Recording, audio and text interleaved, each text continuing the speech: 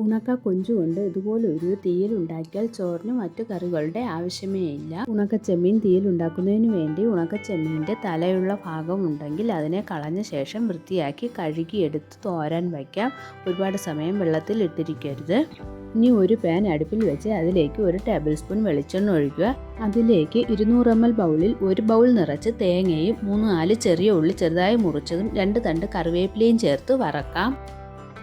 ഇനി ഇതിലേക്ക് 10-15 അല്ലി കുരുമുളകും കൂടി ചേർത്ത് കൊടുക്കാം. തേങ്ങ കരിഞ്ഞു പോകാതെ നല്ല ചുവക്കെ വറുത്തെടുക്കണം. തേങ്ങ വറുത്ത് ഈ ഒരു പരുവമാകുമ്പോൾ ഫ്ലെയിം ഓഫ് ചെയ്യാം. എന്നിട്ട് അതിലേക്ക് 1/4 ടീസ്പൂൺ മഞ്ഞൾപ്പൊടിയും 1 ടേബിൾ സ്പൂൺ മുളക് പൊടി അവരവരുടെ എരിവിനനുസരിച്ച് മുളക് പൊടി ചേർത്ത് കൊടുക്കാം. 3/4 ടേബിൾ സ്പൂൺ മല്ലിപ്പൊടി എന്നിവ ചേർത്ത് നല്ലവണ്ണം ഒന്ന് ഇളക്കി കൊടുക്കാം. ഇനിയും കുറച്ചൊന്ന് തണുത്ത ശേഷം അരച്ചെടുക്കണം. വെള്ളം ചേർക്കാതെ നല്ലവണ്ണം അരഞ്ഞ ശേഷം കുറച്ച് വെള്ളം ചേർത്ത് പേസ്റ്റ് പരുവത്തിൽ ആക്കിയെടുക്കണം. ഇനി അടുപ്പിൽ മൺചട്ടി വെച്ചിട്ട് അതിലേക്ക് ഒരല്പം എണ്ണ ഒഴിച്ച് ഒന്ന് ചുറ്റിച്ചെടുക്കണം. മൺചട്ടിക്കകം പുക കൊണ്ട് നിറഞ്ഞു പോഞ്ഞു പോകാതിരിക്കുന്നതിനാണ്. ഇനി ഇതിലേക്ക് നമ്മൾ കഴുകി തോരാൻ വച്ചിരുന്ന കൊഞ്ചിനെ ഇട്ട് കൊടുക്കാം. നല്ലവണ്ണം ഇളക്കി വറുത്തെടുക്കാം. ഉണക്ക കൊഞ്ച് കൊണ്ട് ഇതുപോലെ ഒരു തീയൽ ഉണ്ടാക്കി നോക്കിയിട്ടില്ലാത്തവർ ഒരിക്കലെങ്കിലും ഇങ്ങനെ വെച്ച് നോക്കണം. ഒരുപാട് മൂത്ത് പോകാതെ ഈ ഒരു പരുവത്തിൽ നമുക്ക് വറുത്ത് വാങ്ങണം. ഉണക്ക കൊഞ്ച് തീയലുണ്ടാക്കുമ്പോൾ കൂടുതൽ ഗ്രേവി വേണമെന്നുള്ളവർക്ക് 1-2 ടേബിൾ സ്പൂൺ തേങ്ങ കൂടി ചേർക്കാം. ഈ തീയലിന് വേണ്ടി 3-4 പച്ചമുളക് നീളത്തിൽ അരിഞ്ഞതും 1 ചെറിയ മുരിങ്ങയ്ക്ക ചെത്തി 2 ഇഞ്ച് കനത്തിൽ നീളത്തിൽ അരിഞ്ഞതും സവാളയും ചെറിയ ഉള്ളിയും കൂടി നീളത്തിൽ കനം കുറച്ച് അരിഞ്ഞതും എടുത്തിട്ടുണ്ട്.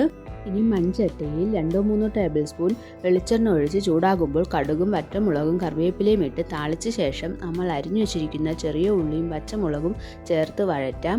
സവാളയ്ക്ക് പകരം എല്ലാം ചെറിയ ഉള്ളി എടുക്കുന്നതാണ് കൂടുതൽ നല്ലത്. ഒരു 15-20 ചെറിയ ഉള്ളി വരെ എടുക്കാം. ഉള്ളി വഴറ്റുമ്പോൾ ആവശ്യത്തിനുള്ള ഉപ്പ് കൂടി ചേർത്ത് കൊടുക്കുക. ഞാൻ ഉപ്പിട്ട വീഡിയോ എടുക്കാൻ വിട്ടുപോയി. ഉണക്കച്ചെമ്മീൻ നമ്മൾ നേരത്തെ വറുത്ത് വച്ചിട്ടുണ്ട്. അങ്ങനെ വറുത്ത് വച്ചിട്ടില്ലെങ്കിൽ ഈ ഒരു പരുവത്തിൽ ഉണക്കച്ചെമ്മീൻ കൂടി ഇട്ട് കുറച്ച് നേരം വഴറ്റി കൊടുക്കാം. അതിനുശേഷം മുരിങ്ങയ്ക്ക തട്ടി കൊടുക്കാവുന്നതാണ്. മുരിങ്ങയ്ക്കയുടെ കൂടെ നമ്മൾ നേരത്തെ വറുത്ത് വച്ചിരിക്കുന്ന ഉണക്ക കൊഞ്ച് കൂടി ചേർത്ത് ഒന്ന് ഇളക്കിയ ശേഷം നമ്മൾ അരച്ചു വച്ചിരിക്കുന്ന അരപ്പ് ചേർത്ത് കൊടുക്കാം. അതുപോലെ ഒരു കാര്യം ഞാൻ വിട്ടുപോയി. തേങ്ങ വറുത്ത് അരയ്ക്കുന്ന സമയത്ത് 1-2 ടേബിൾ സ്പൂൺ വറുത്ത ഉണക്ക കൊഞ്ച് കൂടി ചേർക്കുന്നത് ഗ്രേവിക്ക് കൂടുതൽ ടേസ്റ്റ് നൽകും. 1 നെല്ലിക്ക വലുപ്പത്തിലുള്ള പുളി പിഴിഞ്ഞ് അതിൻ്റെ നീരും ചേർത്ത് കൊടുത്ത് ആവശ്യത്തിന് വെള്ളം ഒഴിച്ച് കലക്കാം. നേരത്തെ ഉപ്പ് ചേർത്ത് കൊടുത്തു.